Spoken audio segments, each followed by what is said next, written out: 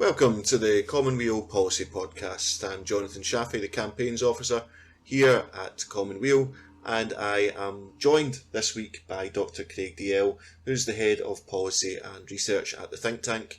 And once again, the way of the world, it's a very eventful time in all sorts of different ways. We're going to cover just some of the ways in which the situation seems to be escalating as each week goes by. Craig, welcome to the show. And before we get into all of that, how are you getting on this week? Hello. Things are going okay. We're back running at our usual pace here at Common Weal. I've been doing a lot even just this morning. Just as a small aside, it's not what we're going to be talking about on the episode today, but the Scottish Citizens' Assembly published its final report this morning. We actually talked about the Citizens' Assembly back in November on the podcast when we talked about one of its really exciting ideas about a House of Citizens, a citizens' chamber to oversee the Scottish Parliament. I've been reading through their final report, and that was just one of the exciting ideas in it. I'll put a wee link to a Twitter thread I put out this morning, going through, more than a dozen of the policies that the Citizens' Assembly have recommended that land either right on or very close to Common Weal policies. Things surrounding tax reform, devolution reform, things surrounding building regulations for the Green New Deal, and a whole slew of others. There's a lot of really good work that has come out of that assembly. Massive congratulations to everyone involved in it. We at Common Weal are going to be involved with the next sort of iteration of this new form of democracy in the form of the Climate Assembly. We're going to be making a presentation to the people there.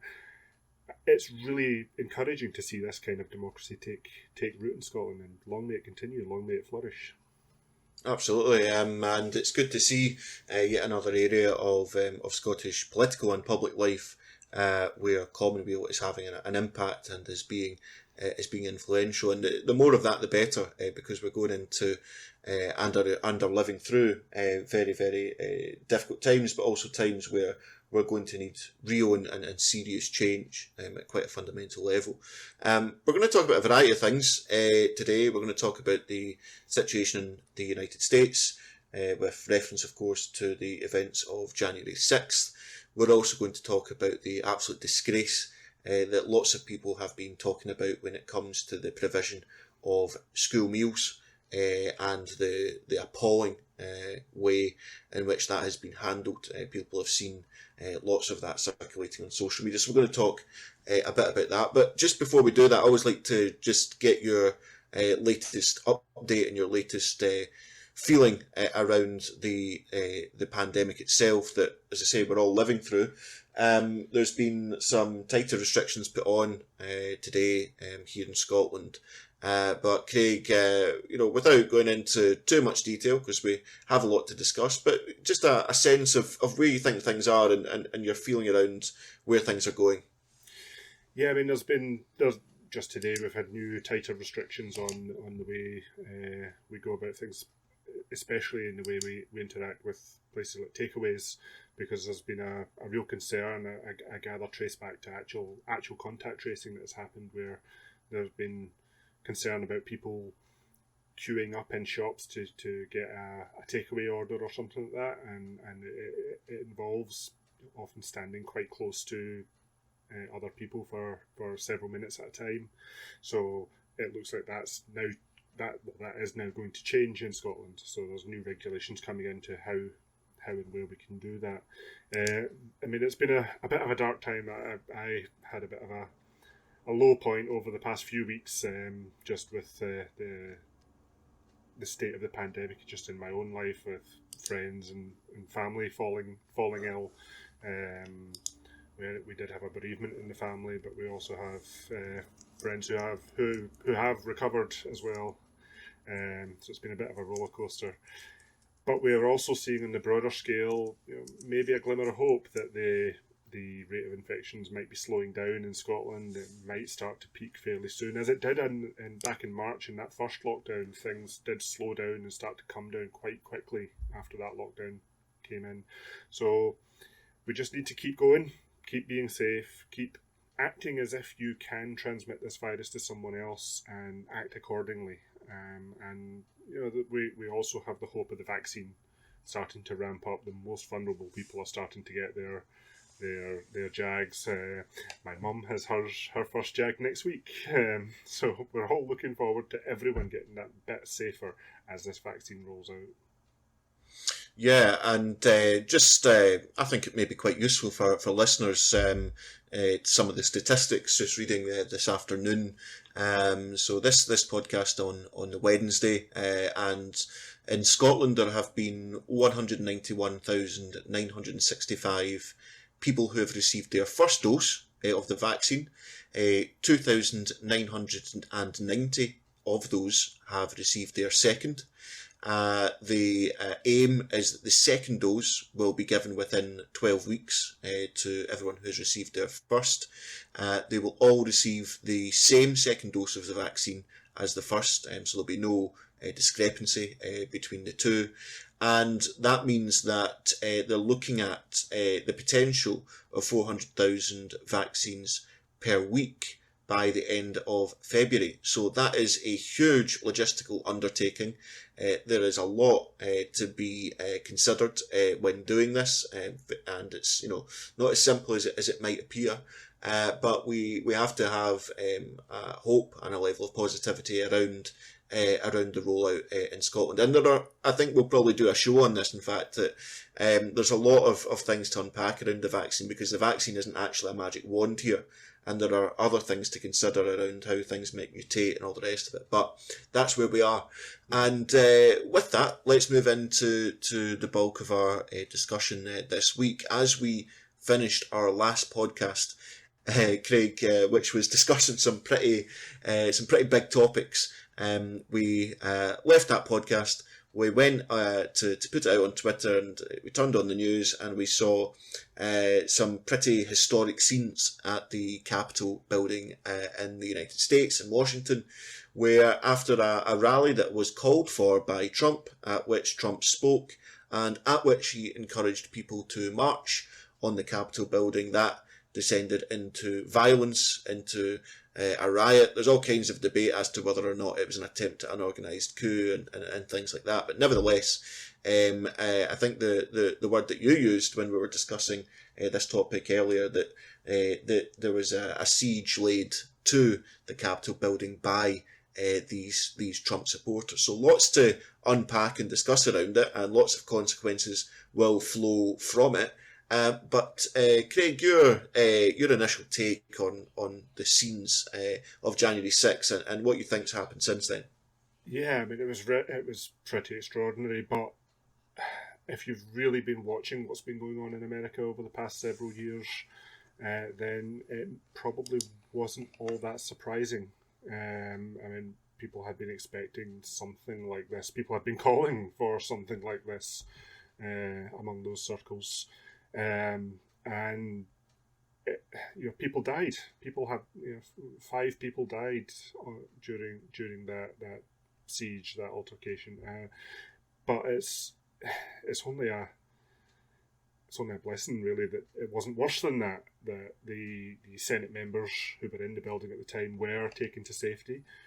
Although there has been a secondary effect in that.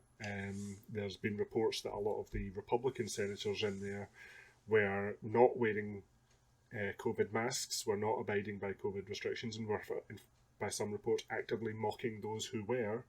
And in the week since, we now have several senators who have contracted COVID, possibly from being in that situation. So there is still a pandemic going. The ongoing debate now is what happens next. There have been attempts or suggestions that Trump could be impeached again, making him the first US president to be impeached twice. A lot of his allies in the Republican Party have distanced from him or even outright turned against him, as he has turned against many of them. He was telling his crowd of followers that Mike Pence was should have been able to overturn these election results, and he was a failure for not doing it. So he's throwing his own allies under the bus. So if he is impeached again, could that result in him being removed from office? Potentially, if enough votes go that way. If not, there is even a suggestion that he could be charged with inciting an insurrection, which would automatically have him removed from office. But of course, he's going to be removed from office by the automatic act of law in 7 days from now, on the 20th of January, when Joe Biden becomes the president. It's really going to be a matter of, is he removed a few days before then? Does Mike Pence or potentially someone else take over for a few days as acting president or as full president in their own right for just a couple of days before the transition happens? Or does this debate just drag on till the point where the timer runs out and Trump disappears anyway? In which case the real point is, what do we do to make sure he doesn't do anything rash in those last few days? I mean, it's a just to even say the next sentence puts the entire world in perspective. But there have been conversations about how to prevent Trump from launching a nuclear strike out of spite.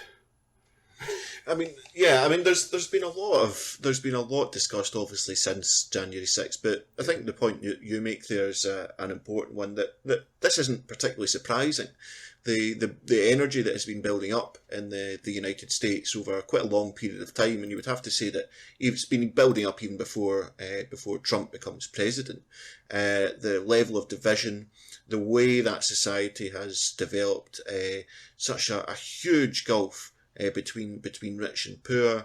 It's a very unstable society, and that instability and all of those contradictions around race, around all kinds of questions, which we don't have time to go into here, have really come to the fore. And I wasn't particularly surprised to see what happened on January 6th.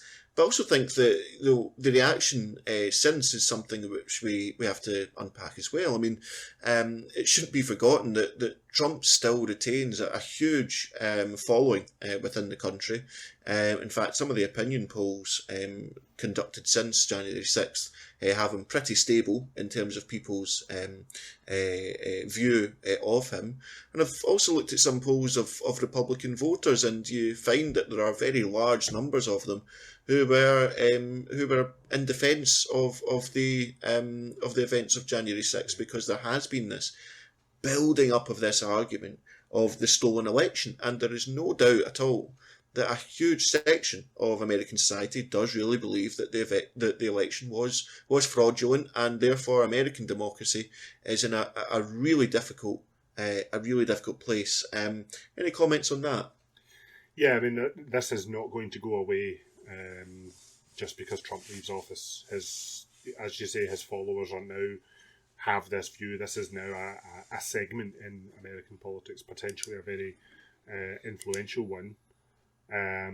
It's going to be a long, hard job for Joe Biden to try and do something. I don't know whether he'll find the best way is to reach out to these people to find some way of rehabilitating the system that has caused a lot of this misinformation, or I don't know. I'm not qualified really to speak about what comes next for America, but the risk of that cleave remaining for many years or deepening and widening is still high, is still significant. Absolutely, and you'd have to say, I mean, it's certainly my view that Biden is probably not best placed in terms of how you would rebuild any kind of cohesion within American society, not least because to do that would require really serious economic and democratic reform. But we don't see any hope of that coming from the Biden administration. But there's another point I was really interested in what your view on this would be, Craig, which is that one of the consequences has been that Donald Trump has been removed from Twitter, and in fact the alternative sites to Twitter, things like Parler, for example, or Parler to be specific, has also been taken down in terms of the servers that were run from the big tech companies and so on. And I looked at that, Craig, and on the one hand, obviously I'm delighted that the way in which Donald Trump has stoked up various forms of various provocations on Twitter is no longer there.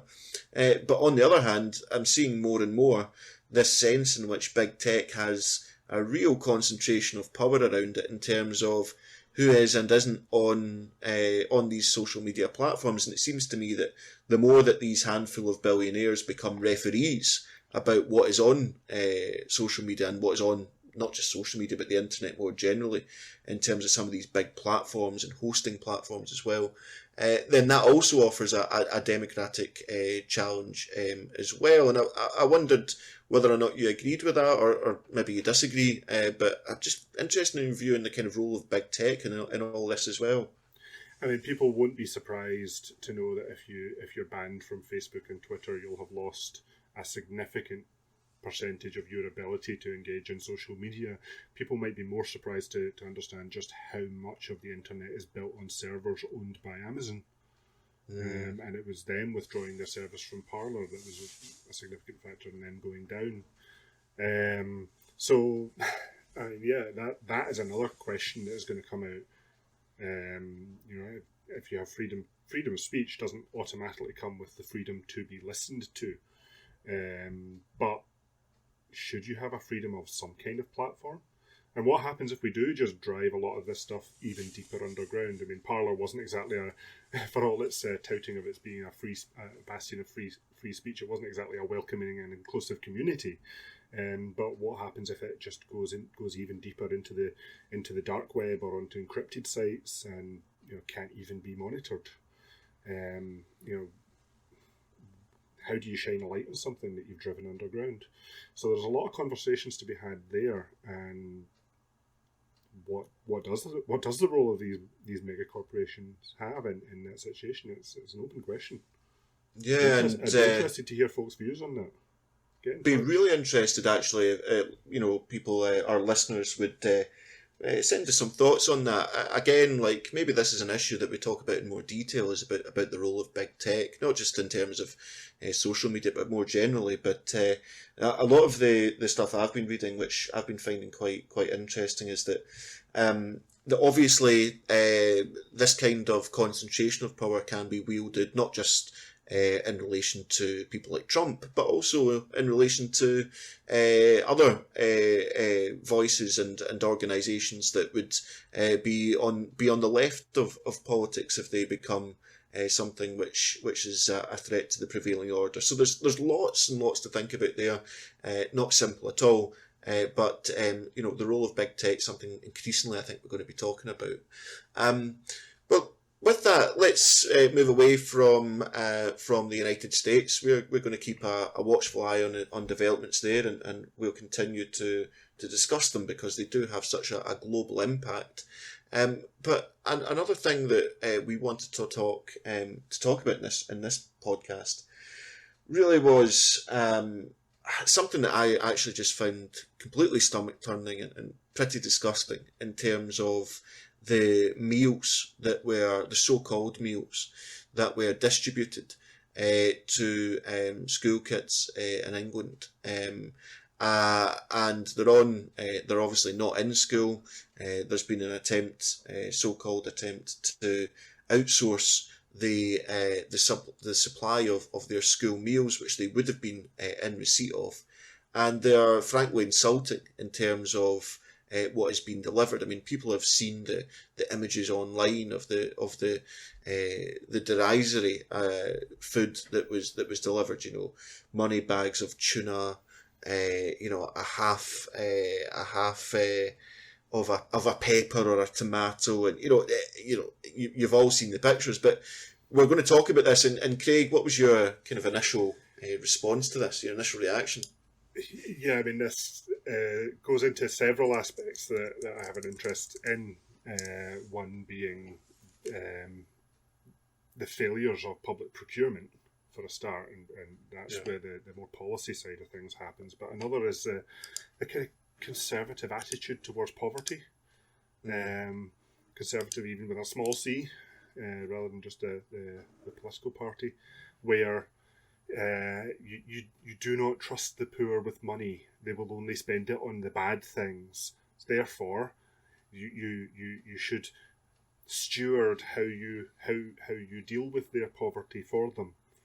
And the first step along that is, instead of giving someone cash through, say, a universal basic income, you give them very tightly means-tested benefits, or you give them vouchers. And this was the system that was in place prior to these food boxes, where people got a £30 food voucher that could only be spent on food. It couldn't be spent on alcohol or tobacco or other things as well.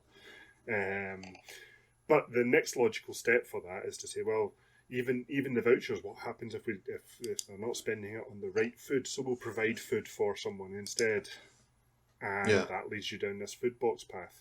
And then, of course, commercial interests get involved. And there is an argument that instead of giving someone £30, this was the figure that has been quoted, and there are debates over whether even that's enough. Instead of giving someone £30 to buy £30 worth of food, you can use the mass purchasing power of a procurement firm to aggressively get discounts and be able to provide people with more than £30 worth of food for that £30. And maybe that's a good argument, until you see the result of that when people were getting boxes that were costed at somewhere, I've seen figures as low as £5.22 for that food box. So what happened to the rest of that money? This is what happens in procurement everywhere, whether it's food boxes all the way up to the PFI scandals to do with building hospitals and schools, which we've talked about in the podcast. We have wrote about extensively in Common Weal. Whenever you go down this mass procurement route, you do not get value for money, and you end up with introducing a risk factor into the project that you didn't need to do. So that's one aspect of this failure that really should be looked at. From sitting here in Scotland, this doesn't appear to be happening in Scotland. There's different processes in place. Still not sufficient. As I say, I would argue that what we really need to make sure we have a sense of security through this pandemic and beyond is a universal basic income. The cure for poverty is money. Is not to have enough to be able to buy the things that you need to have a decent life. No, you're absolutely spot on about the procurement there. I mean, and this is the way privatisation works, and it is a complete disgrace. I think it's very unpopular, and you read more into this company, Chartwell's, and you find out that the group's former chairman was once a member of David Cameron's business advisory group. I mean, these people are all networked together, and the profit that's generated at the expense of the public good is there for all to see. I mean, it's provoked a huge reaction, and obviously Chartwell's, this company, have said that they're going to investigate it. And Matt Hancock was on breakfast television saying that they'd look into it and all that sort of thing. And I understand that they now have committed to, instead of going through this channel, that there will be the distribution of food vouchers. So it does show that the public backlash was so huge, and the evidence just so obvious about how insulting and derisory this was, and how ill-equipped these so-called hampers were to feed kids, that it has resulted in that kind of impact and that kind of change. So it does show you that we do need to push back against these examples. But as Craig points out, this is part of a much larger picture, and it is about procurement, it is about privatisation, and Common Weal has been publishing work around these issues, and maybe we'll link to some of those, Craig. But just any reports in particular which you think let's move to the Scottish context, because we want to make sure that we're moving on to positive terrain around all of these questions. But any papers in particular that you'd like to just pick out and maybe direct people towards? Well, I'll put some links in the description. To be fair, a lot of our work on the procurement scandals in Scotland are to do with things like PFI, things like with the successors to PFI, NPD and the new NIN. They're all really complex three-letter acronyms, and I do apologise for that, and by their nature the papers do tend towards the technical side of things. But the essence of them is the same. If you outsource these public services to private companies, the tendency will be to skim off as much as possible, to squeeze the service as much as possible, because that allows you to skim off even more profits, and to leverage the thing up with as much risk as possible, so that and to make sure that risk doesn't come back on the company, so that, you know, inevitably when it does fail, when it does collapse, the company can walk free and take the money. Yeah, and there's another question I wanted to put to you, because it's something that we've discussed it previously in the podcast, and it's discussed in the Resilient Scotland papers that we produced at the start of this pandemic as well, and in various other places, the Common Home report that we published as well. And it is about food, and about food sovereignty, and about the right to food, and about making sure that we are providing our society with access to affordable and healthy food. And I think our listeners would be very interested to hear from you about any thoughts that you might have more broadly on the question of food, and of food sovereignty, and of how we can supply, as I say, both accessible and nutritious and healthy food for our population. You know, I was actually speaking on this topic at a rural food conference on Monday there. The video should be online within the next few days. But the essence of my talk there, unfortunately, it comes back to procurement again. The topic of the conversation was, how can we eat more locally? You know, as a consumer, how can you make the good choices to eat local food, or to get food from local suppliers? Sometimes you can't.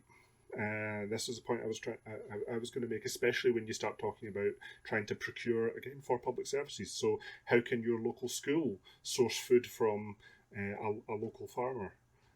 Sometimes it can't, because the procurement contract is such that that farmer has to be able to produce milk, for example, for every school in the local authority.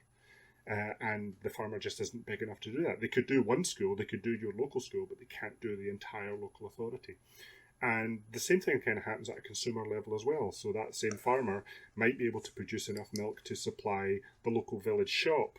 My local village shop does have milk from a local dairy farmer, but that dairy farmer might not necessarily be able to sell to the local supermarket, because that local supermarket wants to be able to have all of its shelves all over the country looking exactly the same at all times. And again, the farmer cannot produce that kind of volume. So the key here is to make sure that procurement contracts are small enough that local producers can supply for them. And once that's done, exactly, that allows the consumers to make those choices. We can't make the good choice unless it's available for us. Well, again, that was really concise, but also really informative, and it is really great to hear that you're out and about talking about these issues. Metaphorically out. Well, yes, out and about on Zoom. We're very hopeful that that will change. But it's good to see that you're getting around and getting these arguments out there, because they are so vital, and they're going to become more pressing as we move forward. We know the consequences economically and socially of these lockdowns and of the pandemic are going to have big solutions and real answers for people as we move forward. Well, that's us come towards the end of the discussion this week, and it's been a very good one. We're now wondering what will be the discussion next week, because it is a very uncertain time, very unpredictable, and very volatile as well. And it's in those times that an organisation like Common Weal is so needed, both in terms of the policy that we produce, but also in terms of the influence that we have been developing when it comes to influencing government, impacting the debate in Scotland, and indeed in building the kind of activist infrastructure required to make sure that we are developing a movement around these big issues as we move forward. So, as we always say towards the end of these podcasts, you can be assured that every single penny that we get is invested into all of these fronts, and we are completely funded by individual donors, people like yourselves who listen to and engage with our output. It does continue to, I think, be a real point of pride in the organisation that everything that we have managed to achieve has been funded by individual donors, and I know that's something that both Craig and I feel, and the whole organisation does. So if you can, please do take out a monthly standing order with ourselves. We know times are very difficult, so only if you're in a position to do so, and we will be delighted to receive that and to make sure it is put to good use. With that, we'll be back next week. We'll be discussing the pressing issues as they arise. We'll be discussing the policy that we are producing and our interventions into the Scottish political scene. And we will be back, as I say, next week, and look forward to speaking to you again then.